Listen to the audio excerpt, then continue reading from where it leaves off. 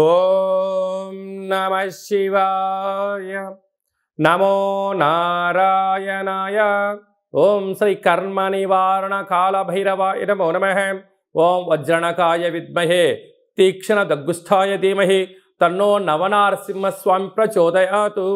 హరి ఓం. మా ఛానల్కి స్వాగతం. చూస్తున్న వీక్షకులకు ప్రేక్షకులకు ప్రియ కాళ భైరవ భగవంతులకి స్వాగతం పలుకుతూ మమ్మల్ని ఎంతగానో ఆదరిస్తూ ఉండబడినటువంటి ప్రియ సోదరీమణులకు స్వాగతం పలుకుతూ సనాతన ధర్మ సంరక్షకులకు అలాగనే జ్యోతిష్య అభిమానులకు స్వాగతం పలుకుతూ 16/5/2024 నుండి 31/5/2024 వరకు పుట్టినటువంటి వారందరికీ కూడా ముందస్తుగా జన్మదిన శుభాకాంక్షలు. గతంలో వివాహం చేసుకున్న వారికి వివాహ వార్షికోత్సవ శుభాకాంక్షలు. మనకు వైశాఖ మాసం అనగానే పండగలకు కొదవలేనటువంటి మాసము కనుక అన్నవరంలో సత్యనారాయణ స్వామి యొక్క కళ్యాణము, స్వామివారిని స్మరించడం, ధ్యానించడం, వీలైతే ఇంట్లో మనం సంవత్సరానికి ఒక్కసారైనా శ్రీ రమా సహిత సత్యనారాయణ స్వామి వ్రతాన్ని ఆచరించుకోవడం వలన స్వామి యొక్క ఆశీస్సులు ఉంటాయి. అలాగనే మనకు వాసవి మాత అమ్మవారి యొక్క జయంతి, అమ్మను స్మరిస్తే అన్నీ మనకు ఉన్నట్లే అని చెప్పి గమనించాలి. అలాగనే మాసానాం వైశాఖ మాసం అంటారు. వైశాఖ మాస పూర్ణిమ తిథి యందున అరుణాచల స్వామివారి యొక్క గిరి పర్వత ప్రదక్షిణ చేసినట్లయితే సర్వము శుభప్రదమే అని చెప్పి గమనించాలి. ద్వాదశ రాశుల్లో గ్రహ గమనాలు ఒకసారి వీక్షింపచేద్దాం. మేషరాశిలో బుధుడు మరియు శుక్రుడు సంచార స్థితి, వృషభ రాశిలో రవి గురు సంచార స్థితి, కన్యరాశిలో కేతు సంచార స్థితి, కుంభరాశిలో శని భగవానుడు స్వక్షేత్ర సంచార స్థితి, మీనరాశిలో కుజరాహుల సంచార స్థితితో ద్వాదశ రాశుల్లో గ్రహ గమనాలు ఈ విధంగా ఉన్నాయి. 12 సంవత్సరముల తర్వాత శుక్ర భగవానుడు స్వక్షేత్రమైనటువంటి వృషభ రాశిలోకి ఈ 20వ తారీఖున మే నెలలో సంచరించడం జరుగుతుంది.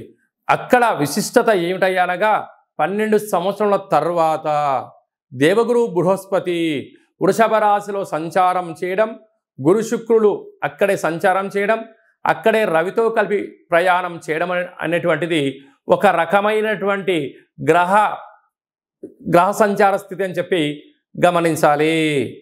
కుంభరాశి వారికి 12 సంవత్సరాల తర్వాత శుక్ర భగవానుడు తన స్వగృహంలో గురువుతో కలిపి సంచారం చేయనప్పుడు ఎలాంటి ఫలితాలు ఉంటాయో ఈ వీడియోలో సవివరంగా సంపూర్ణంగా తెలుసుకుందాం. కుంభరాశిలో ఏ నక్షత్రాలు వస్తాయనగా ధనిష్ఠా నక్షత్రంలోని 3వ పాదం, 4వ పాదం, విశేషమైనటువంటి శతభిష నక్షత్రంలోని 4 పాదాలు, పూర్వాపాద నక్షత్రంలోని 1, 2, 3 పాదములను కలిపితే కుంభరాశి. చాలామందికి డేట్ ఆఫ్ బర్త్లో లేనటువంటి కారణం వలన పేరు యొక్క మొదటి అక్షరాన్ని అనుసరిస్తూ ఆ రాశిని తెలుసుకునే ప్రయత్నం చేద్దాం. గు, గే, గో, సా, సి, సు, సే, సో, ద అక్షరాల వారధులు కుంభరాశి జాతకులే. కుంభరాశి యొక్క అధిపతి శని భగవానుడు. వీరికి ఒకవైపు ఏళ్లనాటి శని మధ్యమ సంచార స్థితి జరుగుతున్న విషయం తెలిసినటువంటిదే. రాశిలోని శని భగవానుడు స్వక్షేత్రకంగా ఉండడం వలన వృత్తులలో, ఉద్యోగాల్లో, వ్యాపారాల్లో ధర్మబద్ధంగా ఉన్నంత వరకు, ఆధ్యాత్మికంగా ఉన్నంత వరకు మీ యొక్క విజయాల్ని ఎవడు ఆపలేడు అని చెప్పి గమనించగలగాలి. అదే ధర్మబద్ధంగా లేకపోవడం, సరైన సమయానికి తిండి తినకపోవడం, సరైన కాల సమయంలో వ్యాయామం లేకపోవడం, సరైన కాలంలో టైం పంక్చువాలిటీ ఎప్పుడైతే లేనటో అపజయానికి మొదటి మెట్టు ఇదని చెప్పి గమనించాలి. సకాలంలో తిండి తినకపోతే వ్యాధులు, సకాలంలో పనిచేయకపోతే ఉద్యోగంలో ప్రమోషన్ బదులు డిమోషను, సరైన కాల సమయంలో వ్యాయామం చేయకపోతే ఆరోగ్య సమస్యలు మిమ్మల్ని చుట్టుముట్టే పరిస్థితి ఉంటుంది. దీర్ఘకాలిక వ్యాధులైనటువంటి బ్రెయిన్ స్ట్రోక్ లాంటివి, పెరాలసిస్ లాంటివి, షుగరు, థైరాయిడ్ లాంటి దీర్ఘకాలికమైన చర్మ సమస్యలు, స్కిన్ డిసీజ్ లాంటివి వచ్చే అవకాశాలు ఉన్నాయి. కనుక ఇలాంటి కాల సమయంలో మీరు ఎంత బరువు అయితే ఉంటారో అంత బరువు కలిగినటువంటి ఉప్పును తులాభారంగా చేసుకొని ఆ ఉప్పును నీటిలో పోసి కరిగించి కాలభైరవుడికి అభిషేకం చేసుకోవడం వలన కాలమంతా, తిరగబడ్డ కాలమంతా కూడా మీకు అనుకూలించే కాలంగా ఉంటుందని చెప్పి గమనించాలి. ధనావాకు కుటుంబ స్థానంలో కుజుడు సంచారం చేయడం వలన దయచేసి అప్పులు ఇవ్వద్దు, అప్పులు తెచ్చుకోవద్దు.